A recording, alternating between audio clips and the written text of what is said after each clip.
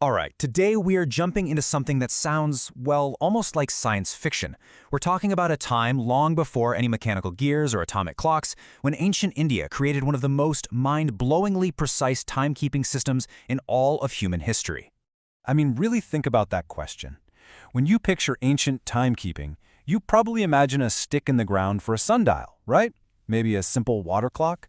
But what if I told you that an ancient civilization, with none of our modern tech, achieved an accuracy that is almost spookily close to our own? That's the number 1.4 seconds.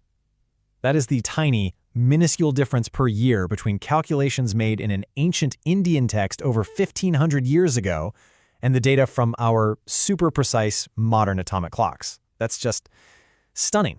It's almost unbelievable. So how on earth did they pull that off?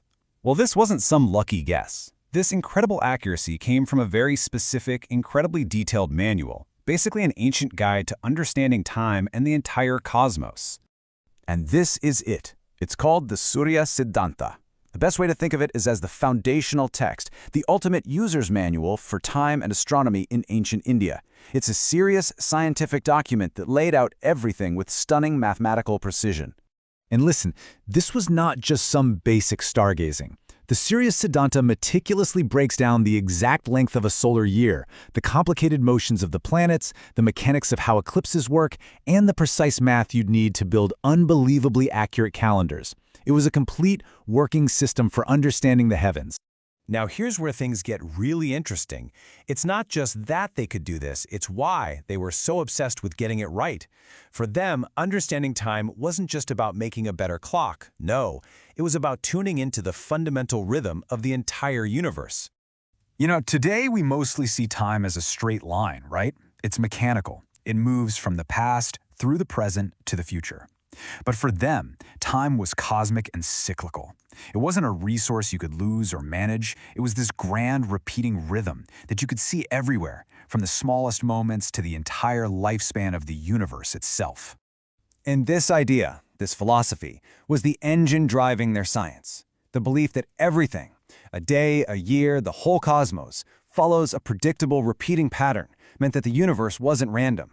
It meant that if you watched carefully enough, and if your math was good enough, you could understand it and even predict its every move. Okay, so with this cosmic worldview as their guide, what tools did they actually use? They didn't have machines, they didn't have telescopes, but they had something just as powerful, unbelievably advanced mathematics, and some seriously ingenious instruments. I mean, their math was just breathtaking. They broke down time into units so small they're hard to even imagine. Get this, their smallest unit was the truti, a tiny, tiny fraction of a second. From there, they built everything up. This wasn't just symbolic, it was a real mathematical system for measuring the immeasurable. And that is the key. Because they could master measuring these impossibly tiny units of time, they could scale up with incredible accuracy. This precision became the bedrock for everything in their society, from their calendars and religious rituals to their spot-on astronomical predictions. Now, to get the data for their math, they used these deceptively simple tools. But simple did not mean inaccurate. By tracking the exact length of a shadow at the same time every day, or by measuring the steady flow of water in a gaudy yantra, they collected enormous amounts of data. Over years and years, this data, combined with their advanced geometry, let them calculate things like the exact moment of the solstice. In fact, entire temples were sometimes designed to be massive astronomical instruments. The architecture itself was the scientific hardware. Okay, so they had the philosophy, they had the math, and they had the tools. So let's see how they put all those pieces together to map the heavens and basically organize their entire world around these cosmic cycles. Their calendars were just masterpieces of calculation. They were lunisolar, which meant they had to perfectly balance the cycles of the moon and the sun. That is incredibly difficult to do. It required precisely calculating when to add leap months to keep the calendar locked in with the seasons, which was absolutely critical for farming, for festivals, and even for navigation. And this, right here, was a huge leap forward for science. While a lot of other cultures saw eclipses as angry gods or mythical beasts, ancient Indian astronomers understood exactly what they were: predictable astronomical events caused by the shadow of one celestial body falling onto another. A purely scientific view. And they went so much farther than just eclipses.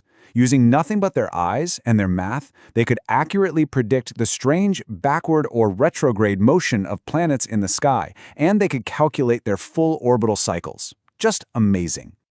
But they didn't just stop with our solar system. Their cyclical view of time scaled up, way up. They started thinking about time on a scale that is just mind-bending, especially when you remember they had 0 telescopes.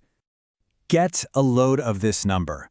4.32 billion years. This is their calculation for one Kalpa, a single day of Brahma, which is one full cosmic cycle of creation and destruction. And what is absolutely wild is how close this ancient number is to modern scientific estimates for the age of our Earth. So you have to be asking, if this system was so advanced and so precise, why isn't it common knowledge? How did we lose sight of this? Well, the answer really has to do with how history gets told and who gets to tell it. For hundreds of years, this deep scientific tradition was pretty much ignored by the West. Why? Well, because these scientific discoveries were written down inside philosophical and religious texts. That was their cultural framework. Colonial historians often just wrote it all off. They dismissed it as mythology or mysticism. They failed to see the hard science because it wasn't packaged in a way they recognized. And just like that, one of history's great scientific legacies got overlooked.